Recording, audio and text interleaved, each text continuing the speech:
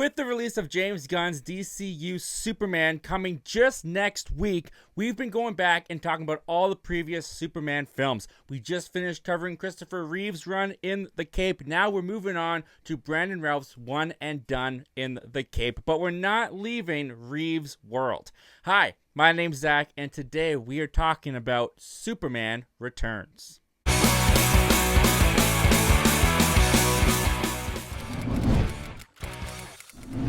And before we get started, like many of you, I started this YouTube channel because I cannot watch a movie without needing to talk about it afterwards. And if that sounds like you, you're in the right place. Consider hitting that subscribe button. Also, while I'm talking, I want this to be a dialogue between me and you. So be sure to put your comments and your opinions on Superman Returns down in the comment section below. Give me some context in there. When did you first see Superman Returns? Are you a fan of this movie? Do you think it's underrated, overrated? Let me know. Little bit of backstory for me going into Superman Returns, because this is actually the Superman movie I have the most connection to. When we were going back and talking about the Reeve films, I mentioned how I watched those as a kid, but not very often. I didn't really grow up that much with the Reeve films. They weren't my go-to films to watch. When it comes to Superman Returns, this was out in 2006. I was 7 years old. I remember the trailers for this. I remember the TV spots for this all over the place. The very first Superman action figure that I owned was actually the model of Brandon Routh's Superman. I still remember feeling how thick the plastic on the cape was for that toy as I flew it around the house. But when it comes to the movie itself, I wasn't really that into Superman Returns as a kid. I believe I owned the DVD. I know that I'd seen it a couple times, but there was only a couple scenes I wanted to watch again as a kid. For the majority of the movie, it wasn't something I revisited. So I've seen this movie, but very long time ago. This was basically a first watch for me. There was a lot about this movie that I forgot about. Also, going into this review, I watched Superman Returns twice because I watched the movie, and then as I've done with all the Superman films leading up to the reviews after I've watched the movie, I went back, watched some behind the scenes, got some background information about the film itself. What I didn't know about Superman Returns when I went into it is that this is actually a continuation of Christopher Reeve's Superman. Apparently, Bryan Singer was a big fan of the Richard Donner films, and he wanted to make something that would make people forget about Superman 3 and Superman 4. Who wouldn't want to forget about Superman 3 and Superman 4?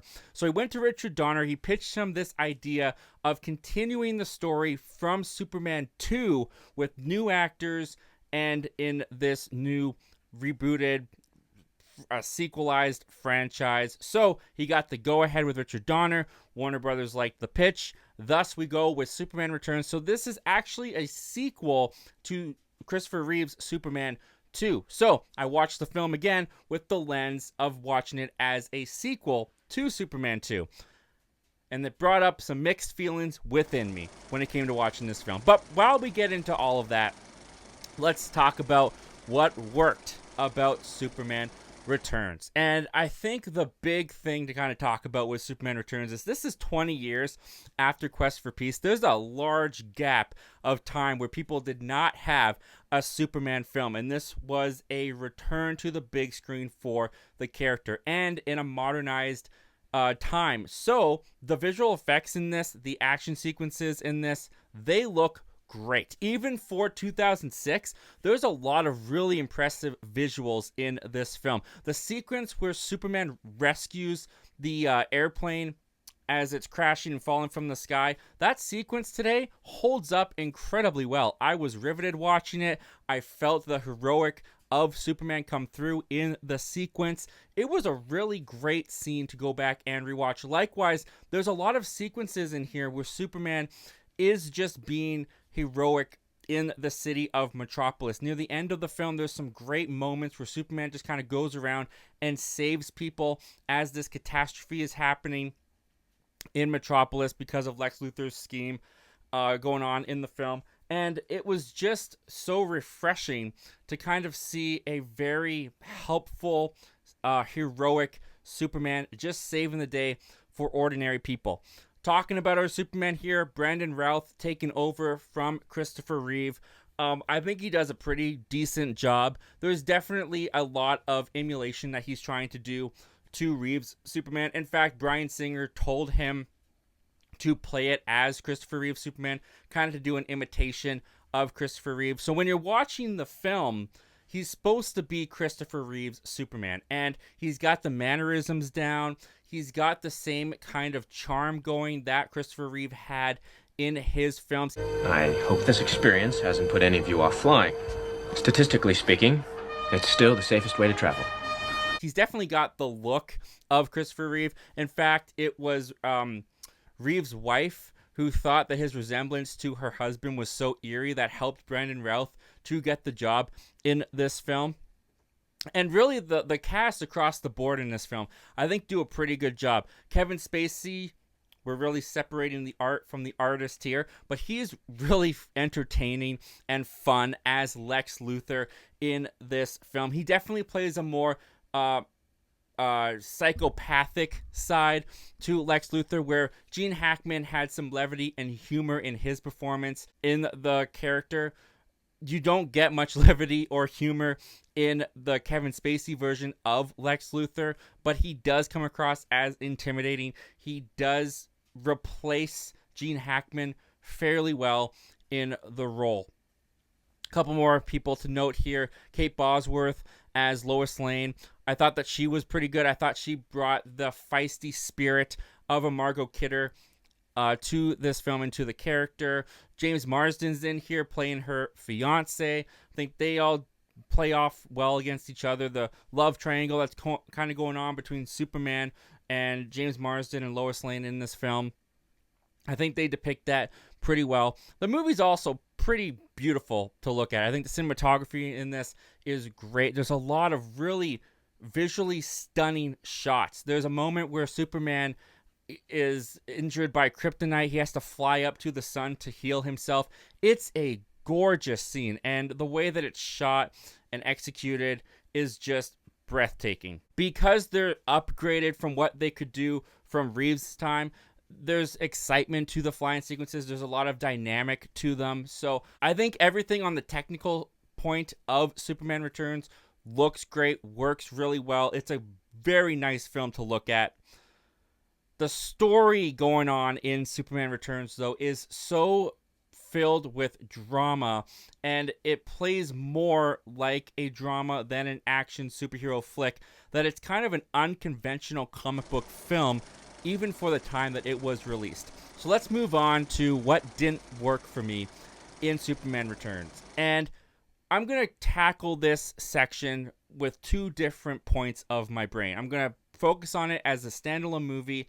I'm also going to talk about how it works as a sequel, like it's supposed to be from Superman 2. So, talking about it with just its standalone movie side, because it's so dramatic, it can be really heavy with the emotions when it comes to the characters. And the characters that you get in here with Clark, Superman, with Lois, with even Lex Luthor, you're being presented to them as new characters, as this is the first time that you've seen them. They're new actors. It's basically a new franchise of Superman that begins. And I feel like the film relies so much on you just kind of knowing all of the relationships between these characters than it does executing and showing you the relationship between these characters. There's a lot of just references and talk about these characters, what their relationships to each other are, how it's changed over the 5 years that Superman's been gone, now that he's back, what's different in these relationships. But the film doesn't really do much on its own to get you invested into the relationships. On top of that, because this is such a drama, and in a lot of ways it's a relationship drama between Superman and Lois, the action in this can be lacking. Now, as I mentioned, when the action is here, there's some really great stuff. I already talked about the airplane rescue sequence, the sequence where Superman goes to save some cops from some bank robbers, and they're shooting machine guns at him, and you get that shot of the bullet going into his eye and crushing. That's fantastic. There's a lot of great sequences, but they come very far and few between. There's a lot of moments in this film where we're sitting and we're just kind of watching soap opera type dramatics going on, and because the characters aren't that well introduced to us, it's hard for me to get that invested into the characters. Now, jump into the other side, talking about this as a sequel to Superman 2. I just don't feel like it works very well, and there's a couple reasons why it doesn't work very well for me. The first is the casting. They say this is taking place immediately after Superman 2. After Superman 2, that's when Superman left. This is 5 years later, and the characters, especially Lois Lane, played by Kate Bosworth here, she does not resemble Margot Kidder's Lois Lane really at all. And she looks far younger than Margot Kidder even looked in Superman 2. Likewise, Brandon Routh here looks younger than Christopher Reeve looked in Superman 2. And they are trying to borrow the relationship from the Reeve and from Margot Kidder to get you to invest in the drama going on between Routh and Bosworth. But it doesn't really work because there's nothing that they do with Bosworth and with Routh to set up their relationship. They're just banking off of what Reeve and Kidder set up. But Routh and Bosworth do not have the chemistry or the relationship established that those two had. So by banking off of their relationship and saying these are the same characters, just go with it, it feels lazy, and it doesn't really feel like the movie puts in the work to get us to care about it. Also, when it comes to Lex Luthor, again, Kevin Spacey I thought was fun and entertaining in the film, but if you're tying him to Gene Hackman's Lex Luthor, he plays it completely differently than Gene Hackman played it. Now, there's definitely a lot in here with his character that alludes that he is the same character as Gene Hackman's. For example, the film starts off with Lex just walking up to the Fortress of Solitude. He already knows that it exists because he knows about it from Superman 2. His whole plan revolves around taking one of the crystals, building his own set of land for real estate. That's the kind of plot that Gene Hackman would have in the earlier films. But with this Kevin Spacey Lex Luthor, because he's so different, because he's played so different from the Gene Hackman, his plan doesn't feel like it fits the character. It feels outdated for the character, and it just is a pretty lackluster idea and plan, which the story kind of revolves around. And that's another weak point for Superman Returns, is this story. It's called Superman Returns, and Superman is returning 5 years after being absent. And I don't feel like the film plays around with that concept well enough. It definitely establishes that in that 5 years, him and Lois have drifted apart, and a lot of this film is Superman longing to be with Lois Lane, who has moved on from him. But we're told all throughout the film that the world has moved on from Superman, but you don't really feel it. You don't really see that in this film. So the title Superman Returns, it doesn't have that much oomph to it because the film doesn't really present it as the world has needed Superman, didn't need Superman. There's mention of Lois writing an article that she wrote why the world doesn't need Superman, and apparently it did really well for her. She's getting a Pulitzer Prize. But the film itself doesn't really show you or depict a side of did the world need Superman or did the world not need Superman. We don't really get that deep into that. A lot of it is revolving around Superman's longing to be with Lois. But that doesn't really affect me or hit me. I'm not that invested in it because this Lois and this Clark, I don't know them. I'm told they're Reeve and Kidder, but I don't feel it. On top of that, the movie can be pretty dull. I'm not going to lie. There's a lot of long stretches in this film where I'm just not invested enough to care that much about the story of Lois and Clark, or even with Lex Luthor going on.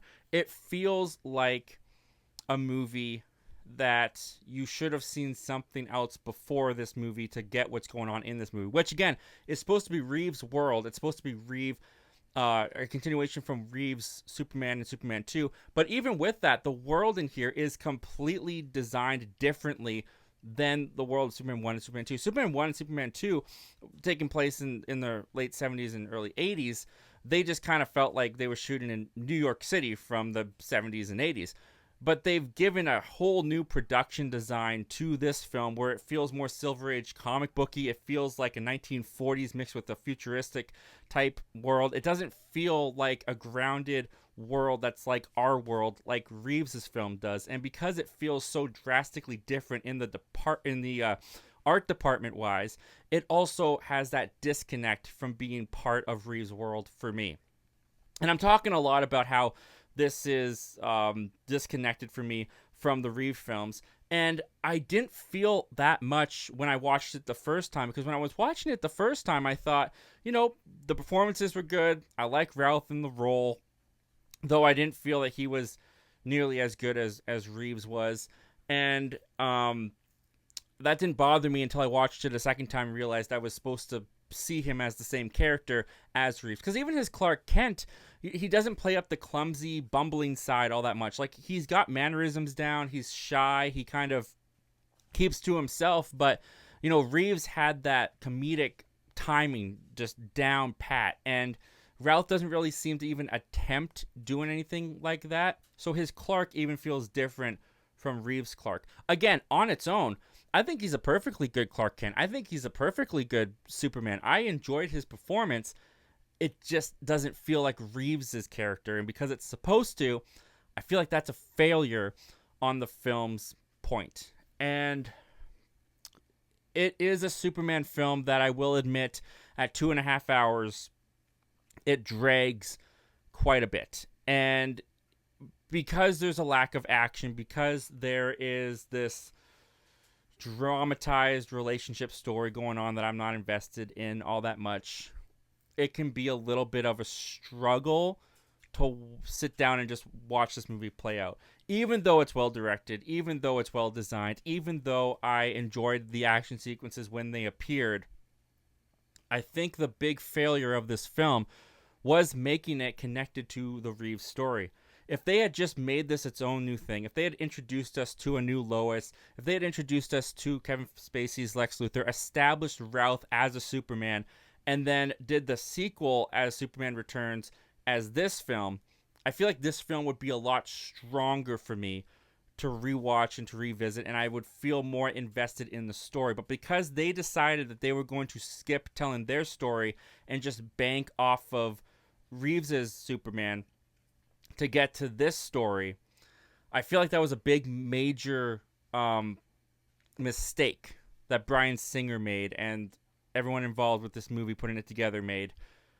And I feel like if they had done this as a sequel to a previous film that they had set up, maybe it would have done better. Maybe we would have had more Brandon Routh stories moving forward. But as it is, I can see why this film didn't really catch on. I can see why this film failed to make its money back, and thus they had to scrap this whole idea of moving forward with this Superman iteration, and they eventually rebooted with Man of Steel, which we'll talk about very soon. So, in the end, for me, I think Superman Returns is an ambitious feat. I think it's something that is an interesting experiment that Bryan Singer attempted to do, and it does have some fun homages and some callbacks to the Christopher Reeve films. It definitely feels at times like a love letter to those films. It just doesn't feel like it's truly connected to those films. Even though they throw out opening credit sequences that look like from the Reeve films, even though they have callbacks to things that occurred in the Reeve films, they didn't do the work to make it feel like it was from the Reeve films and is a proper continuation. So for that reason, I'm going to give Superman Returns a weak recommend. I didn't think it was a terrible movie. There were definitely things in it that I enjoyed. And even when you take away the fact that it's supposed to be a sequel to those films, it does have some great stuff as it stands alone. But it is a little bit lackluster when it comes to the Superman character and a Superman story. Stay tuned. We're going to be talking about Man of Steel next week before Superman comes out next weekend. I can hardly wait to see the James Gunn film. As it is, though, guys, thank you so much for watching. If you like this kind of content, we got the Superman review playlist right up there. You can check out my thoughts on all the previous Superman films we've talked about. Right down there is the most recently uploaded video to the channel. As always, guys, don't just watch movies, talk movies. I'll see you guys next time. Take care.